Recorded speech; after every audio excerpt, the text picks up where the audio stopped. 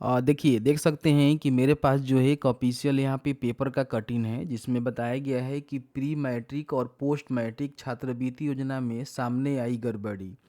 सबसे पहले हम प्री मैट्रिक और पोस्ट मैट्रिक के रिगार्डिंग बात कर लेते हैं कि किनको जो है पेमेंट अभी नहीं मिलने वाला है। प्री मैट्रिक का होता है 10वीं का नीचे जो भी क्लास होता है वो जो है प्री मैट्रिक में आता है। और 10वीं के बाद जो भी आप कोर्सेज़ करते हैं, जैसे कि मान लीजिए आप इंटर करते हैं, स्नातक करते हैं, पीजी करते हैं, डिप्लोमा आईटीआई करते हैं, बीटेक करते हैं, बी फार्मा करते हैं, या फिर किसी प्रकार की कोई भी कोर्स जो मैट्रिक के बाद का होता है वो आपका पोस्ट मैट्रिक में आता है, ठीक है। तो आप सभी को पता ही है कि बिहार में आप देखेंगे तो बिहार का जो है अलग पोस्ट मैट्रिक स्कॉलरशिप का जो है पोर्टल है, जिसके माध्यम से जो भी बीसी ईबीसी एससी एसटी छात्र छात्राएं हैं वो अपना जो है फॉर्म भरते हैं, मैट्रिक के बाद कोई भी कोर्स करते हैं तो उस पे भी ये लागू होता है। साथ ही साथ बहुत सारे छात्र जो है एनएसपी पोर्टल के माध्यम से प्री मैट्रिक और पोस्ट मैट्रिक का फॉर्म भरते हैं तो उनके ऊपर भी ये लागू होता है, ठीक है। तो इसमें हम बात कर लेते हैं कि प्रीवियस जो वित्तीय वर्ष के लिए शैक्षणिक वर्ष के लिए जो फॉर्म फिलअप किया गया है, जैसे 2022-23 हो गया, 23-24 हो गया। हालांकि 24-25 के लिए अभी आवेदन शुरू नहीं किया गया है पोस्ट मैट्रिक के लिए, उसके लिए हम अलग पे बात करेंगे। तो जिन्होंने पूर्व में फॉर्म को फिलअप किया हुआ है और उनको पैसे नहीं मिल रहे हैं, ठीक है, तो इसके पीछे जो है मेजर कारण यही होने वाला है, ठीक है। अब इसमें देखेंगे तो बताया गया है कि सूबे के 42 संस्थान छात्रवृत्ति फर्जीवाड़े में फंसे। यानी कि बिहार के 42 ऐसे इंस्टीट्यूट कॉलेज है जो कि फर्जीवाड़ा जो छात्रवृत्ति है ना उसमें फंसे हुए हैं, ठीक है। अब इसमें देखेंगे तो बताया गया है कि सूबे के 42 शिक्षण संस्थान संगीत की सूची में है, यहाँ छात्रवृत्ति फर्जीवाड़े की जांच होगी। यानी कि देखिए इसमें फर्जीवाड़ा किस तरह से होता है, बहुत सारे जो साइबर कैफ़े वाले भाई होते हैं ना उनके से मिली भगत होता है, और बहुत सारे जो इंस्टीट्यूट वाले होते हैं, कॉलेज वाले होते हैं, उनका भी मिली भगत होता है। उसके माध्यम से साइबर कैफ़े से जो है फॉर्म फिलअप किया जाता है और संस्थान से जो है आपका जो भी फी रिसिप्ट होता है, जो उसका बोनाफाइड सर्टिफिकेट वगैरह वगैरह होता है, वो जाली बनाकर दी जाती है और जाली लोगों का जो है फॉर्म यहाँ पे फिलअप होता है। अब इसमें जो है छात्रवृत्ति लेने के पर्पज़ से फॉर्म फिलअप होता है। तो इसी में जो है शिक्षा विभाग को ये चीज़ों पता चला हुआ है कि भाई इस तरह से फर्जीवाड़ा हो रहा है, तो इसको लेकर 42 ऐसे शिक्षण संस्थान है ना जिसको यहाँ पे चिन्हित किया गया है, जो कि संस्थान जो है अभी संदिग्ध है, मतलब कि जब तक जांच नहीं होगा, जब तक नहीं देखा जाएगा, इस संस्थान को पूरी तरह से फर्जीवाड़ा संस्थान नहीं बोला जा सकता है। यहाँ छात्रवृत्ति फर्जीवाड़े की जांच होगी। देखिए यहाँ पे बोला गया है कि जांच होगी। केंद्र सरकार के जनजातीय कार्य मंत्रालय ने जांच का आदेश दिया हुआ है। यानी कि केंद्र सरकार का जो जनजातीय कार्य मंत्रालय है ना उन्होंने जांच दिया हुआ है। तो ये जो है केंद्र का मामला है, और आप सभी को पता ही है कि केंद्र का मामला अगर कहीं आता है तो बिहार में भी लागू होगा और अलग भी जो राज्य हैं वहाँ भी लागू होगा।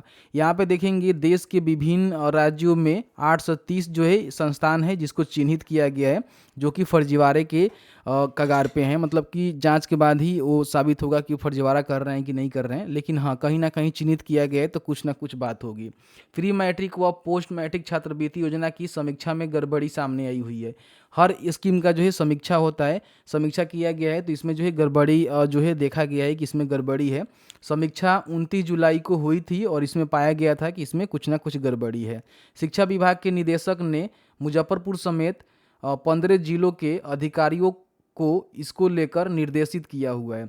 यानी कि देख सकते हैं कि जो भी शिक्षा विभाग है वो निर्देशित किया हुआ है 15 जिलों के जो अधिकारी हैं उनको, कि बेगूसराय में 1, भागलपुर में 3, दरभंगा में 2, गया में 2, कटिहार में 12, किशनगंज में 3, सुपौल में 1, मधुबनी में 2, मुजफ्फरपुर में 5, नालंदा में 1, पटना में 1, पूर्णिया में 2 और सीतामढ़ी में 7 संस्थान जो है चिन्हित किए गए हैं, जो कि संदिग्ध के सूची में है।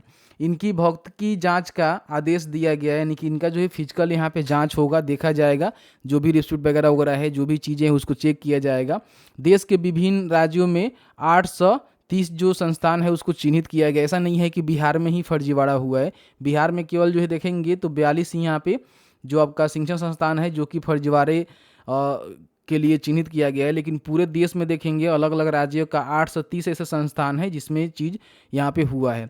तो पोस्ट मैट्रिक प्री मैट्रिक जो एनएसपी पोर्टल है इसके माध्यम से फिलअप किया जाता है, और बिहार में देखेंगे तो पोस्ट मैट्रिक का जो है खुद का पोर्टल है तो वो भी इसमें शामिल किया जाएगा। फर्जी अभ्यर्थियों और फर्जी आवेदन पर छात्रवृत्ति लेने का मामला सामने आया है। देखिए यहाँ पे बोला गया है ना कि फर्जी अभ्यर्थी और फर्जी आवेदन, यानी कि फर्जी अभ्यर्थी के मान लीजिए आवेदन अगर हो रहा है, उसका सत्यापन हो रहा है, तो कहीं ना कहीं इसमें संस्थान ही दोषी है। क्योंकि मान लीजिए आप फॉर्म को भरते हैं तो क्या होता है कि सबसे पहले जो भी इंस्टीट्यूट है उसका वेरिफिकेशन कराया जाता है, तो इंस्टीट्यूट के माध्यम से वेरीफाई किया जाता है कि हाँ ये बच्चा हमारे यहाँ पढ़ता है।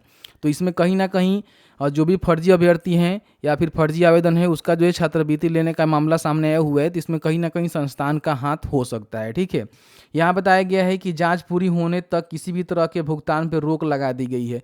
यानी कि कोई भी स्कॉलरशिप का जो बेनिफिट है ना, जैसे कि प्री मैट्रिक हो गया, पोस्ट मैट्रिक हो गया, वो आपको नहीं मिलेगा। अब इसमें आप लोग कहेंगे कि हमने जो है मैट्रिक पास किया हुआ है और प्रोत्साहन राशि के लिए हमने फॉर्म फिलअप किया हुआ है, तो उसका पैसा मिलेगा कि नहीं मिलेगा, वो अलग चीज़ है, उसका पैसा मिलेगा। इंटरमीडिएट भी आपने पास किया हुआ है, मुख्यमंत्री कन्या उत्थान योजना के तहत अपने फॉर्म को फिलअप किया हुआ है, उसका भी पैसा मिलेगा।